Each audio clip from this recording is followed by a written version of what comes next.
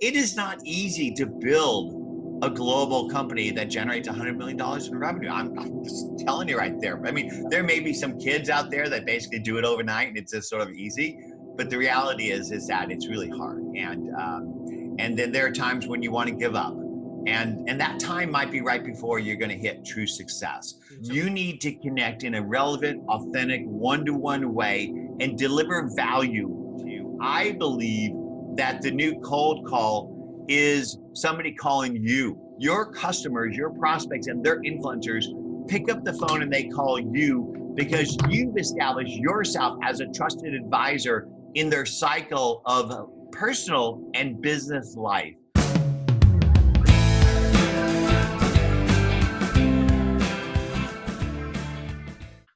Hi everybody, and welcome to this week's Coffee with Robert show. I'm delighted to have you here, and I'm really delighted to have a very special guest with me here today. A guy called Jon Ferrara. I've been observing, not stalking, let me be clear, but observing Jon from afar for a long time, watching some of the wonderful things he did with Goldmine software back in the day, and more recently as the founder and CEO of Nimble CRM, which is a really, really impressive piece of technology, and it will really help you get more leads and clients in your business if you're prepared to put the work in to working with social media and developing relationships. And I've got to say, Jon, before we get going, that's part of the reason why I've been really excited to have this chat with you, because we kind of had a brief chat a few weeks ago before we obviously agreed to do this, and we touched on the fact that things have changed an awful lot in the past few years. In terms of the technology, has taken a huge leap forward. But the adverse effect of that is perhaps that people now are forgetting that they need to still have personal contact, to develop relationships, and to put a face to a voice once in a while like we're doing right now. And I think it's become even more important in the advent of the technological progression that we're seeing for people to do that. So, blimey, I went off. I've had too much coffee, I think. I went off at a pace there. I'm going to be quiet for a minute because, cheers.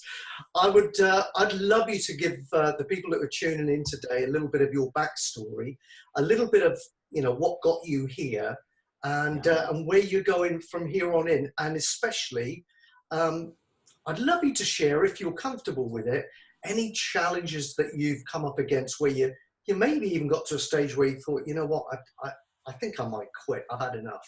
But you didn't. Stayed in the game and you kept going, because we're looking to really give people inspiration and highlight the difference that makes the difference. So that's it. I'm really finished now. Over to you, Jon. Well, Robert, first off, thank you so much for giving me the opportunity to have a conversation with you. I really believe that at the heart of everything in life, that we're here to grow our souls on this planet. And we do that best by helping other people grow their souls.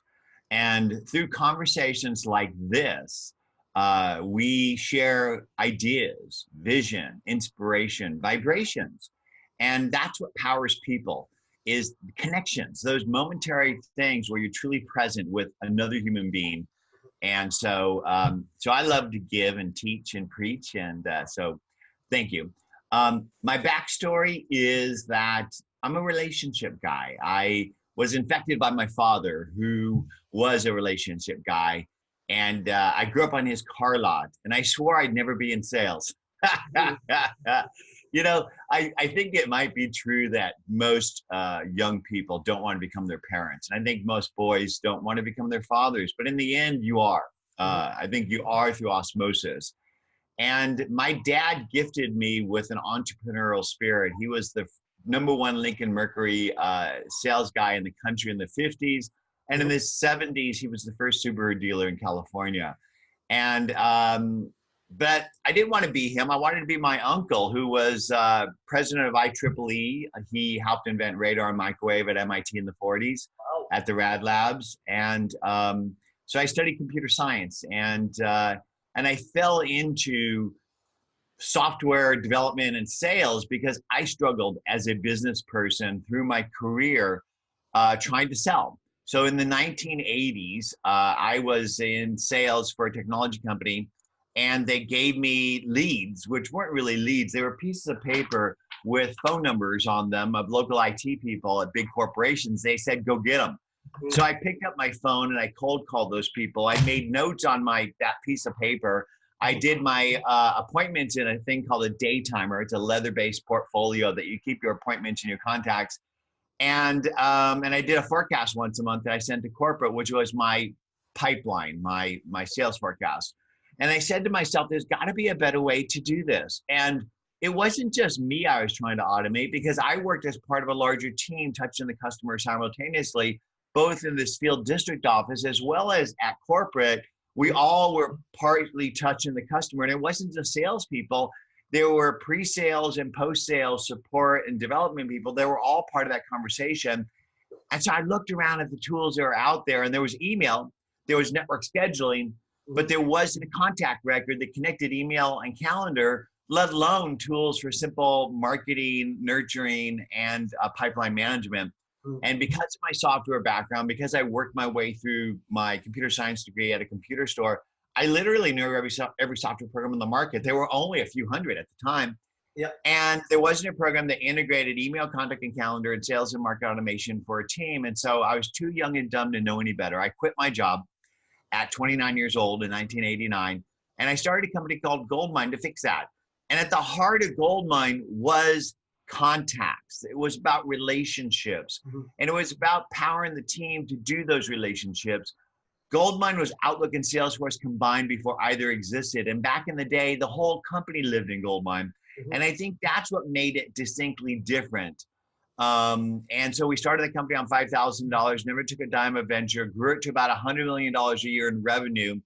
And I sold that business when I turned 40 and retired for 10 years, spent 10 years as a dad, as a present husband, and a contributor to my community. And I think that was as transformative or more transformative in my life than being an entrepreneur for 10 years. And I'm going to stop because I'm sure that you have a few questions in regards to some of the things I talked about.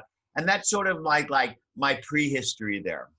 No, it's really, really cool. But there's some of the stuff that I was picking up. It's funny because we haven't spoken about this before. I had no idea that you were anything to do with the car industry, although your dad was. I was too. My dad was. And it was the same thing. So I used to sell motor cars way back when. But the interesting thing that struck me then when you were talking is that the who you really are on the inside has come out. And the reason I say that is because back in the day when you and I were in the car industry, there was no such thing as building relationships. That was cutthroat. That was kind of you get the sale. And there was some really, not everybody, but there was some real tricks going on. Like the old switch and bait. I think that might have started in the car industry, where they're advertising motor cars that don't actually exist but are highly, highly sought after, just to get the phone calls and get the people in and all this sort of stuff. But when you developed Goldmine, and I've seen what you've done with Nimble, which is superb, by the way, I've noticed that it's very much more about relationships, finding out what makes somebody tick. So in actual fact, what it is, you've come away naturally from the way that you were probably trained to be, because it was about as cutthroat as it got in the 70s and the 80s. And you've naturally gravitated towards caring about people, understanding their wants, needs, their pains, and you've set about trying to build relationships and fix it that way, rather than just kind of having the first emphasis or the first thought in your mind being, how much is this going to put in my pocket? And it's interesting now, the more people that are successful that I talk to, the one thing that seems to be running through, and I'm seeing it here again, when you mentioned Goldmine, was the fact that you saw a problem and you genuinely wanted to fix that problem. And you weren't really thinking about starting Goldmine to get rich. It was more a case of, I actually want to make a difference with this. I want to fix a problem that exists. And that's a common theme. Most people that seem to get into things just for the money don't do that well. Interesting. Yeah. But that's what I picked up anyway so far. Yeah, well, I think the best products are products that are created from your own needs, because you're passionate about it and you understand the problem. Yeah. And you're absolutely right, Robert. I didn't start Goldmine with the intent to generate $100 million plus company. I kind of love technology, honestly. I mean, if you were to sit here and look at my desk, it's sort of like a history of what's what. There's that old Apple iPod, but this actually is a Rex Rolodex. It's a PCM CIA card that is a contact platform from back in the day. And there's all kinds of tools that we use to manage relationships. This is a Sharp Wizard.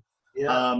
And I actually have a Newton laying around here, but ultimately, I think it was my combination of love of technology, which was really created, I think, rooted in the space program. Mm-hmm. I think that the trillions of dollars that were spent by the United States government to get a man on the moon inspired millions of people around the world to want to be part of that. And for me, I thought that learning about computers would help me to be a part of that. And I think even the cold computer industry was as a result of that, because you had to do a lot of technology to make that happen. So it was my love of technology combined with the entrepreneurial spirit of my dad and my uncle, who was an entrepreneur in the aerospace industry himself, combined with my marching to a different drummer. I went to an alternative high school, and we read Thoreau, and we did psychodrama, and we studied alternative religions, and we were taught about what our government was doing in Chile. I mean, things that you just don't know about today. Sure. People are taught what is in the books, not what is in real life. Mm-hmm. And I was treated as an adult and taught to think differently. And I think it's that combination of really valuing people, mm-hmm. And love of technology and the entrepreneurial spirit that helped me to build Goldmine. But what really helped Goldmine grow was partnering. And if you think about it, how do you start a business with software that the customer doesn't even know they need? There was no Outlook or Salesforce. There was no networkable business software. This was one of the first DOS programs that was networkable, let alone did sales and marketing and contact management for a team. Sure. How do you sell people things they don't know? So what I did was I identified the influencer of my prospect. Back in the day, it was the Novell reseller. They sold that customer a network that tied their PCs together. I had a car to drive on that network. And the way that I got the Novell reseller to understand the value of Goldmine is I got them to use it, because people sell what they know and they know what they use. And it transformed their business. And therefore, they then started recommending it, reselling it to the customer. And it transformed the customer. But think about this. The Novell reseller was just selling the network. They weren't selling business solutions on top.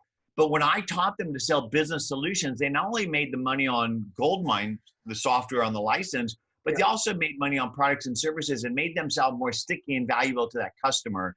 And so not only did I transform my life by building Goldmine, but I transformed the lives of the team around me that helped me to build it, including the resellers, including the customers, but more interestingly, Microsoft themselves. Right. And so we were selling Novell and Goldmine together when Microsoft didn't even have a network operating system.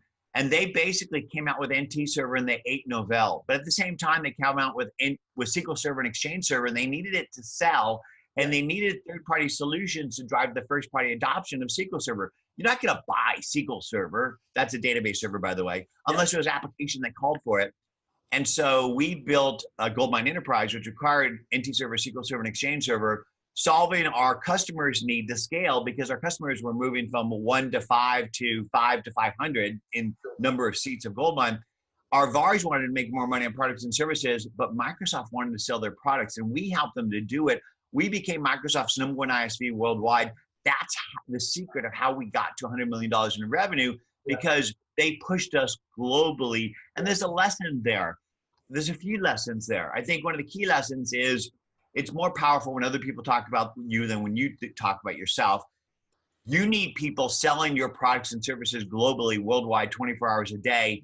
And you need to tap into a market that's already existing with that market owner, Microsoft, not only blessing you, but dragging you into the distributors, resellers, and customers.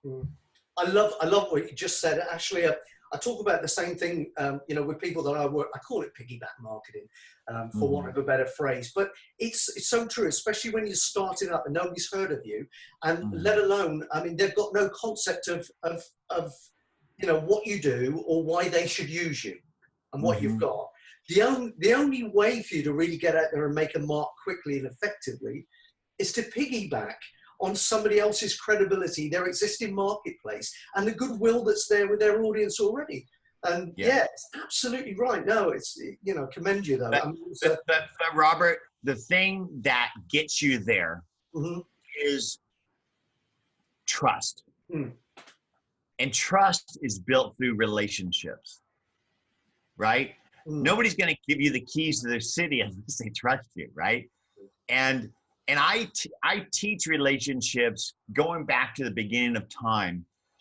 Back when I taught salespeople, I said, when you go in somebody's office, look at their walls, look at the books they read, the degree of the school they went to, the knickknacks they collect. All of these things will give you a clue into who that person is and what they're about. And then you can share your commonalities, what I call the 5 F's of life: family, friend, food, fun, and fellowship. You share the commonalities that you have with each other in order to develop intimacy and trust. So that person opens up to you about their business and their needs, which you as a professional can then solve. And that's the cycle of life. If you think about it, if you go back 100 years before mass manufacturing and madman marketing, we all lived in a small town. And our brand and reputation was built on the promises we make and the experiences that we deliver. I believe that we are going through a renaissance in relationships, that social media, as damning as it is when we all live like this, right? I mean, we're basically living like this. Pretty much. But the reality is that social media is also increasing the transparency and the expectations that we have of each other and that we have of the businesses. And it's just transforming the way that we work, play, buy, and sell. And I think that's bringing us back to a small village where relationships in your brand and your network are critical to your life's success. And if you think about the things I teach and preach, they're not new ideas. They're ideas that are old as time. Zig Ziglar, Dale Carnegie, Napoleon Hill, Brian Tracy, all these people teach the same thing. And what I teach is nothing new, but the way we do it has transformed. Back in the day, we had a Rolodex, right? And back in the days, we had Goldmine and Act and things like this. And today we have, you know, I have my iPhone with me, I have my iPad, but I mean, God, the computing power in that thing is tremendous. But I think that you need to use those tools in the proper way. Today, my phone rings off the hook with robocalls. My email is filled with automated emails that are trying to connect and communicate with me. If you want to break through the clutter today, you need to connect in a relevant, authentic, one-to-one way and deliver value in order for somebody to reach out to you. I believe that the new cold call is somebody calling you, your customers, your prospects, and their influencers pick up the phone and they call you because you've established yourself as a trusted advisor in their cycle of personal and business life. That the age of cold calling is over. Yeah, and it is important. Relationships, as far as I'm concerned, got even more important because, to go back to your example of the village, well, last time, if you were trading your services for somebody else's services, and let's say that you're a painter, you might be the only painter in the village. But these days, everybody's got a window to the world. So you've now got to give them more reasons than just the fact you're the only guy with a paintbrush. You've got to be good at what you do. Really good. You've got to give them a compelling reason. And you've got to come up with a kind of, an offer they can't refuse, to quote Marlon Brando. It's got to be that kind of irresistible offer all the time. So in one way, it's opened the window to the world, but in another way, it's also opened the window to immense competition. But the good side of that is the fact that the consumer, the customer, the client are getting the opportunity to shop around and make an informed decision on the very best there is out there for themselves, rather than to take what they can get. So the consumers are actually winning as a result of it. I think. Yeah, yeah. But the thing is that it's more than great products. I believe that people don't buy great products; they buy better versions of themselves. Yeah. And that for you to succeed in business, you can't just have a great product. You've got to deliver great experience. Yeah. And it's a complete package that really delivers everything. And that's one of the reasons I built Nimble.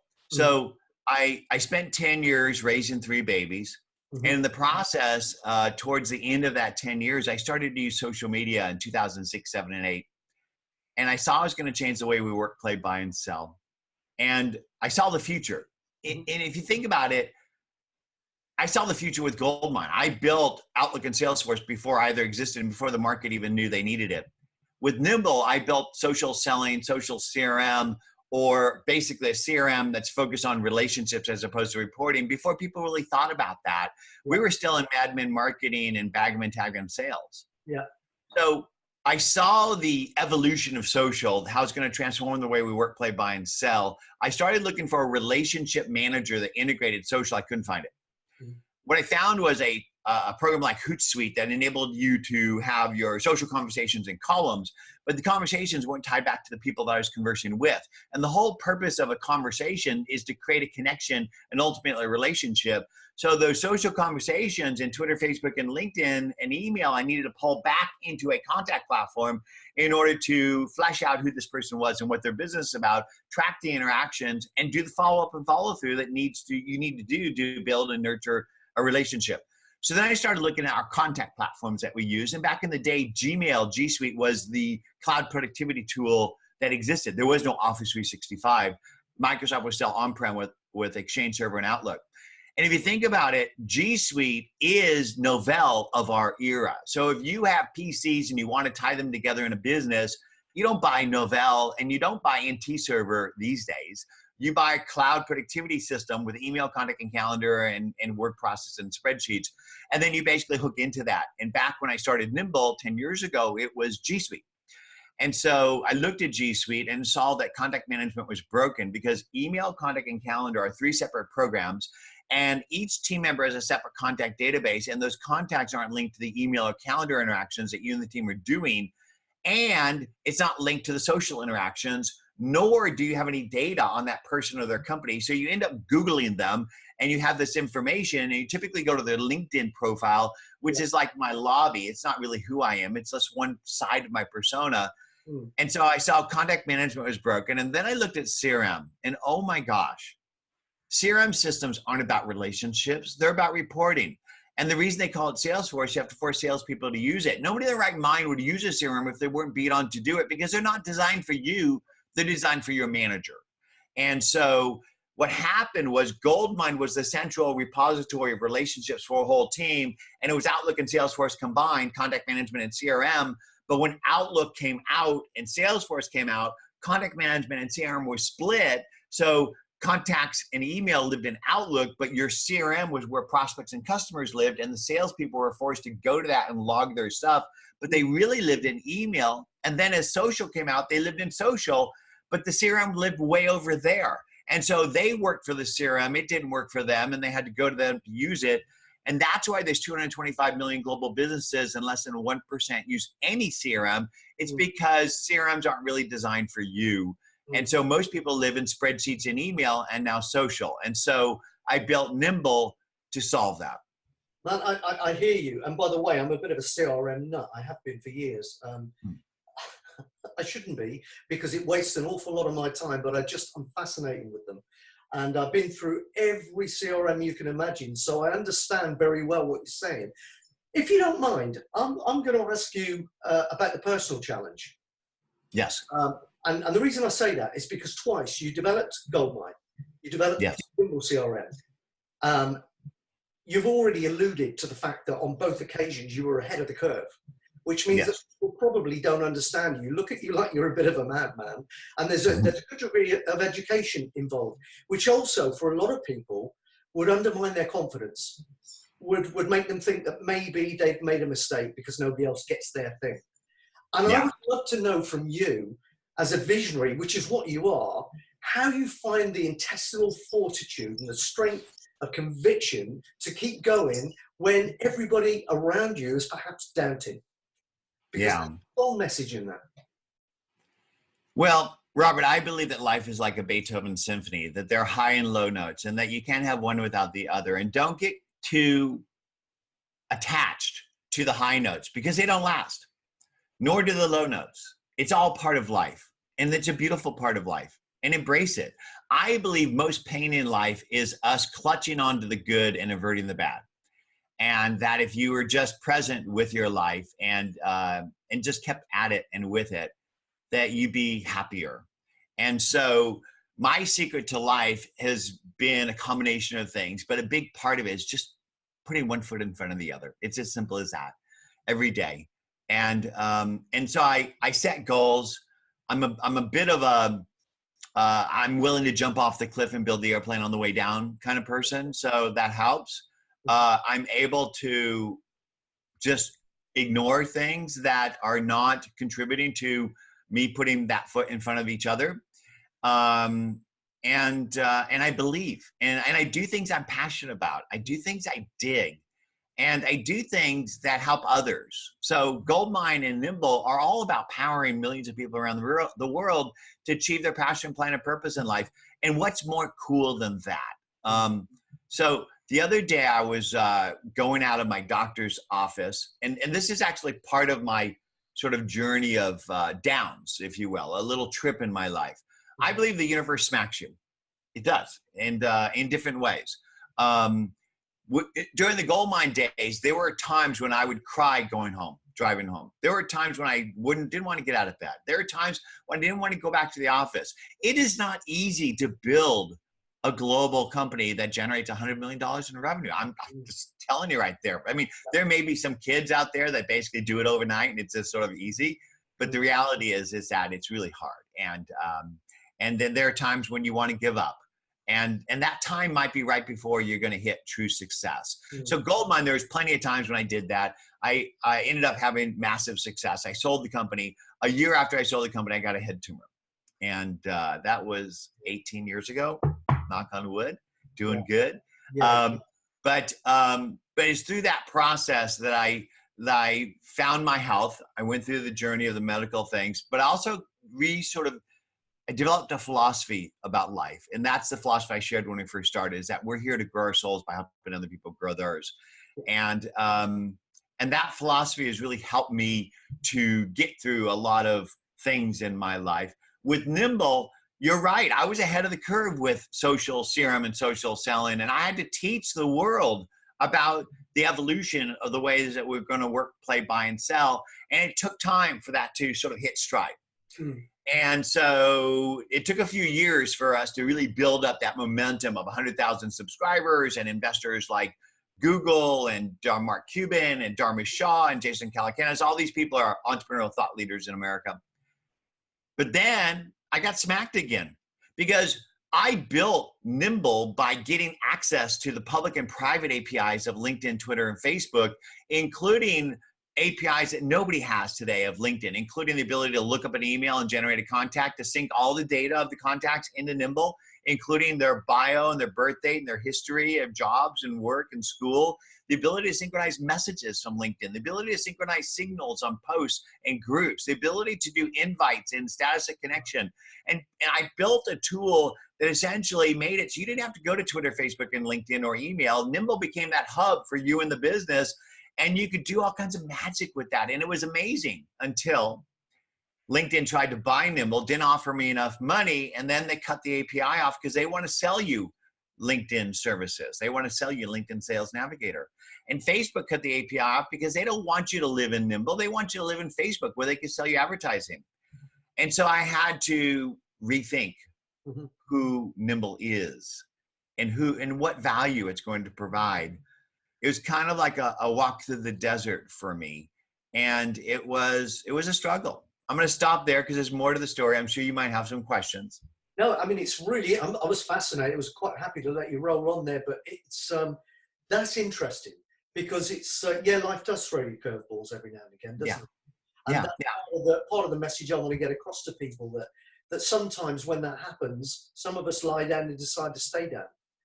Yeah. others get up, dust themselves off and go again. And clearly you're one of those guys. And I'm intrigued to know the next part of this story, because that's a hell of a curveball, by the way, when you're effectively, the whole premise behind Nimble is the fact that they hook everything together, it hooks everything together and makes life simple. And these guys are trying to take it away from you, which is effectively, that's your major selling point. How does somebody overcome that? Yeah. So here's the story. So I recognized that Nimble wasn't going to be the place that you live. In reality, no matter how much UI I throw at Nimble, you're still going to go to your inbox in G Suite or wherever it is. You're still going to go to the UI in Twitter, Facebook, and LinkedIn, because they evolved the UI and you need to go to that UI in order to get that evolution. I can never replace it. At the same time, Microsoft came out with Office 365. And the thing about Microsoft is they don't innovate, they iterate. They wait for somebody else to build the market. Then they come in when it's big enough and they use their muscle, billions of users and hundreds of thousands of resellers, to eat that market.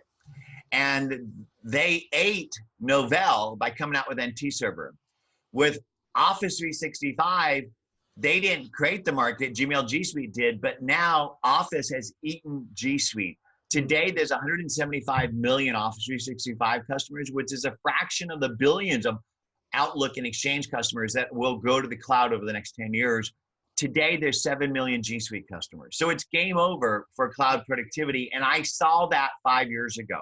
Wow. So what happened was I came to the conclusion that social is just an evolution of the way we communicate, and it's going to become ubiquitous. And when technology becomes ubiquitous, it disappears. So you remember when the internet first came out, we started talking about e-toys and eye contact. Everything was E and I. Yep. And we talked about the internet. Now we don't talk about the internet because the internet is transparent. It's just the highway. Just in the same way as when you turn on your plumbing, you don't think about the heating and the recirculation pumps and all the different things in the basement that make that hot water come to you. And so social, I saw, was going to become ubiquitous. Well, we stopped talking about social marketing and social selling. It's just going to be sales and marketing. And at the heart of all of that is email, contact, and calendar. That's the heart of all business. And that businesses would have to choose G Suite or Office 365. So I basically built the integrations with Office 365 and became the simple CRM for G Suite and Office 365. And I began to build Nimble so that it not only is the first CRM that works for you by building itself, by unifying your email, contact, and calendar and social, but also to integrate the disparate business apps that you have in your business. Because today you have silos in sales, marketing, customer service, and accounting. So every business has something. They might have QuickBooks or Xero for accounting. They might have MailChimp or Marketo for marketing. They might have Zendesk or Intercom for customer service, and they might have a CRM, or maybe not. Maybe they have one or more of those. And then they're going to have Office or G Suite. Every single one of the things I just mentioned, sales, marketing, customer service, accounting, and contact platform, are separate islands of contacts, including the contact platform. Office and G Suite have separate contact system records for every team member. So what's missing in a business is Goldmine, a team relationship contact platform. And so I said to myself, if I could bidirectionally synchronize Office and G Suite, Twitter, Facebook, and LinkedIn, and any business app that you use, and build a system of record relationship for the whole company, not just salespeople, then I could build a tool that is the heart of the business, but then build it in such a way that it lives back in all those places you live, because we live in our inbox, we live in social, and we live in whatever business app we're using, whether it's MailChimp or QuickBooks or whatever. And then Nimble would be able to bring up a team record for every person in every application, in every place they're engaging, so that no matter who picks up the phone, they know who that person is, what the business is about, the history of interactions that any team member has had, and what's pending and who's going to do it. That's context and insights.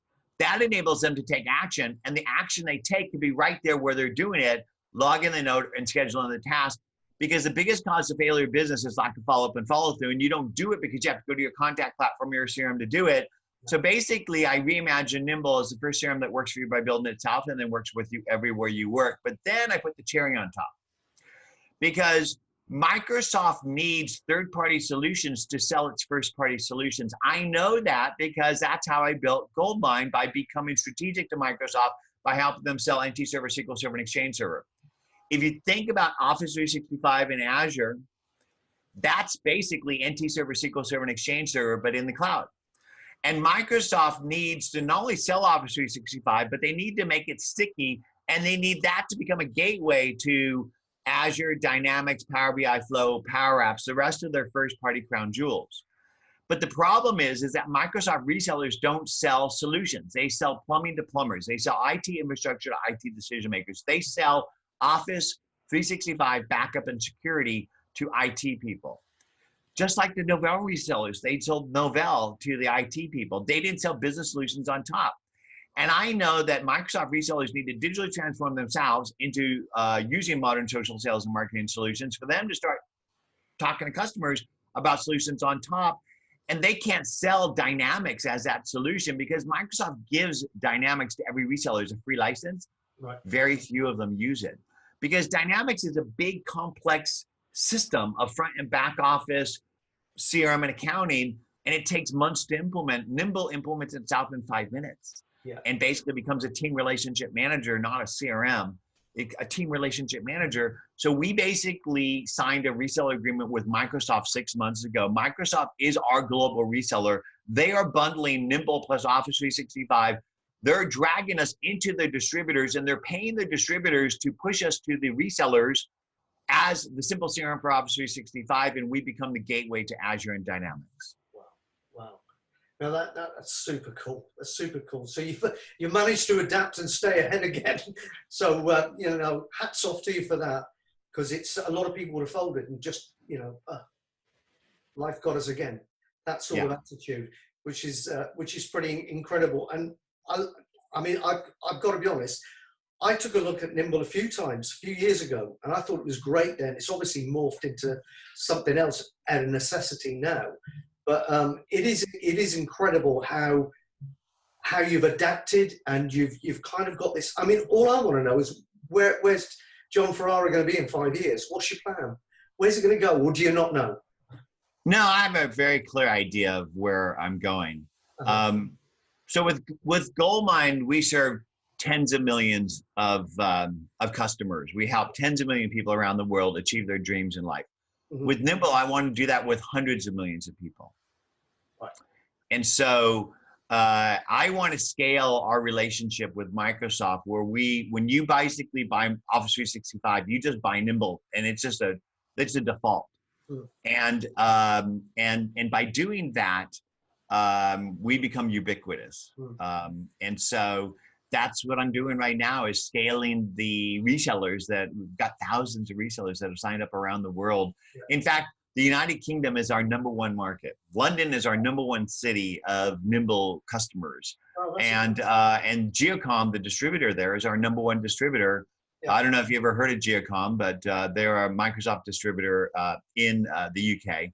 And I just got off the phone with the Irish consulate, and we're making major investments in Ireland, which is my roots, half of my roots. I'm half Sicilian, half Irish. Right. And so I want to take this globally. I still believe that people don't understand the message that I'm talking about of the value relationships, how relationships are critical to a business, that businesses have silos of contacts, that it's more than prospects and customers that a business needs to engage with in order to grow. And it's more than sales and marketing people that need to do that, that a company needs a team relationship manager, and that a whole company needs to listen and engage with the constituency around it, and that they need modern tools to do that. And so I'm not done building out the vision. I think the market still needs to adopt and adapt and learn these things.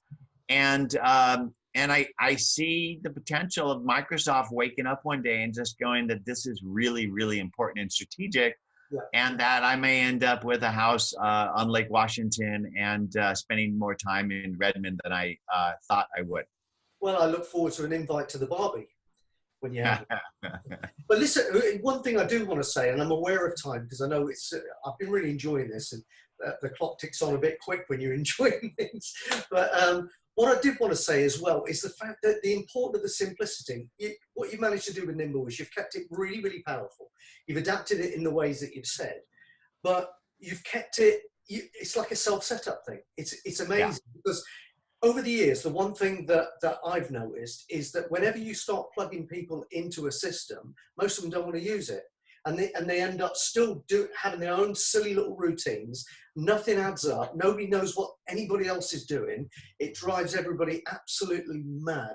And technology has almost got to a stage where all of these kind of automation systems and stuff, in the beginning, I saw the idea. It's a great idea. But I've gone really simple. Now I've been through the Infusionsoft, the Ultraports, everything you can imagine. And now I've gone back to a really, really simple system. And the reason for that is because in the end, you spend all of your time in there trying to figure out what you can get it to do, which means not doing the things that you should be doing, which is like you were just doing, picking the phone up, getting out there and building relationships. And that's a critical mistake, especially I think for a small business person. The most valuable thing is their time. And if they start wasting on their time on stuff that doesn't pay them back right now, that's a critical mistake that they're making. And from my experience, with a system like that can take you a good 12 to 18 months to start seeing the benefit from it anyway. And that's what I love about what you're doing with Nimble. Anything that it's straight line. It's straight line. Point A to point B. What's the quickest route? It's a straight line. So why do we do this? Yeah. Well, I think there's something important in what you just talked about is that every business knows they have customers and contacts, and that they think if they buy a CRM, it's going to solve their needs, but they don't really know what they want the CRM for. And so I think you need to think about, what are you trying to do? And so most companies' use of a CRM is to capture leads and put them into a marketing automation system to lead nurture them until they're marketing qualified. And then basically they go into the CRM and the sales reps then engage in order to close that as a deal, or forecast and close it as a deal. And then you run reports on all that activity. And that's the typical flow of a CRM from a manager's perspective. But from a rep's perspective, when they get that lead in the database, the CRM, they need to engage effectively to start a connection and conversation that develops into a relationship that then derives the result. To do that, you need sales intelligence. Who is this person? What are they about? What's their email? How do I get a hold of them? Then you need to know business intelligence. What is their business about? What is their marketplace about? And then you need to be able to outreach in a one-to-one way in order to get them to start that conversation. And you can't use a market automation system for that.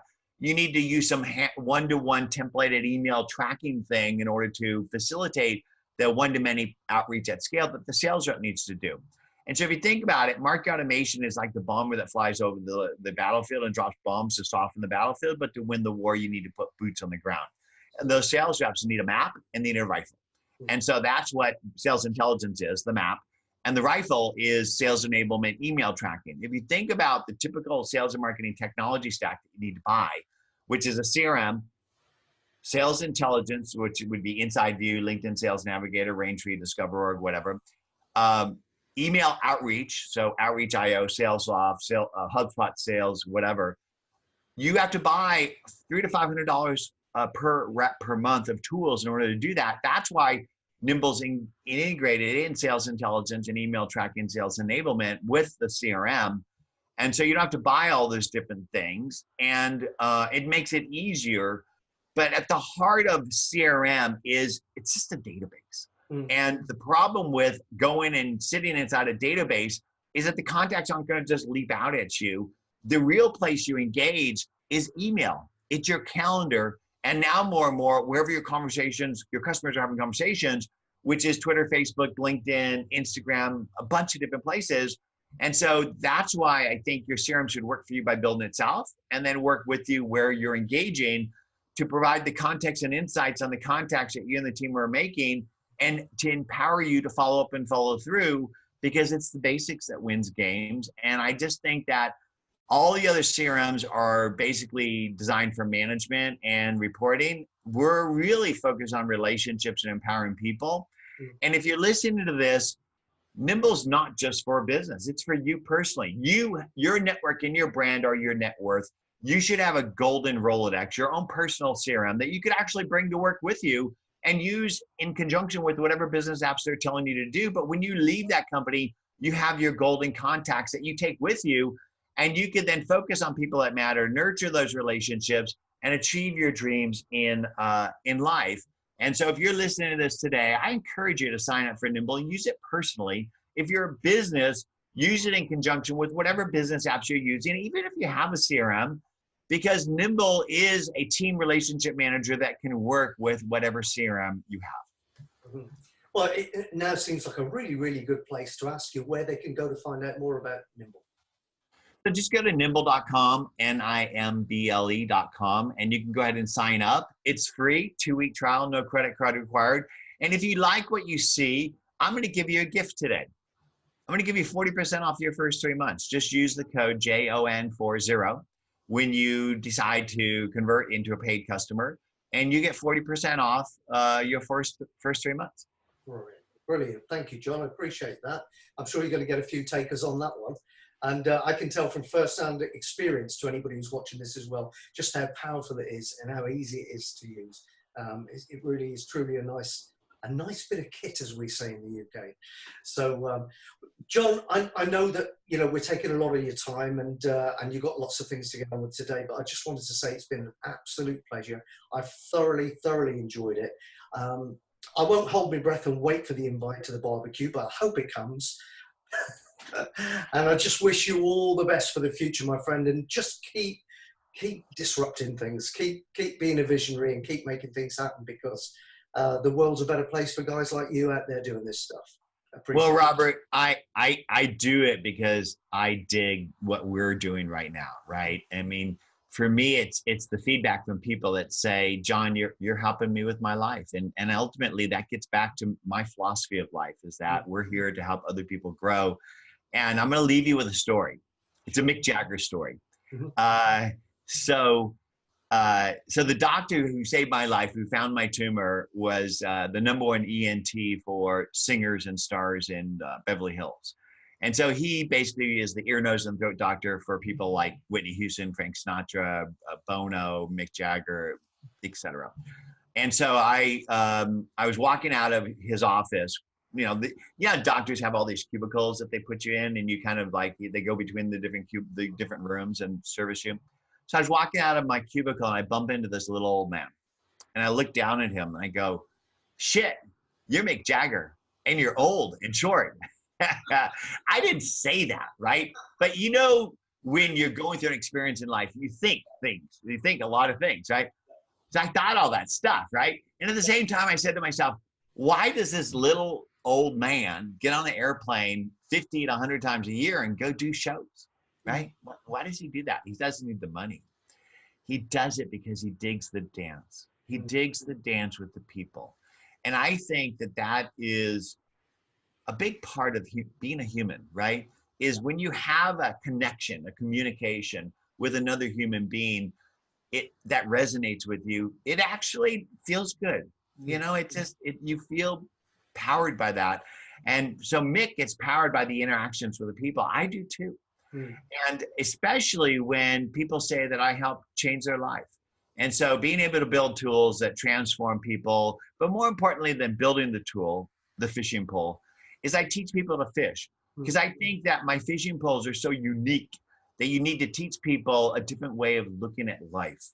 Yeah. And that gets back to relationships. I think that they power people and they power your dreams. So get out there and identify people that matter, reach out and build one-to-one connections and conversations and relationships, and enter every single interaction with the intent to serve that person, to leave them with something, even if it's simply your presence and a smile, because that's the best gift you can give to anyone, especially yourself.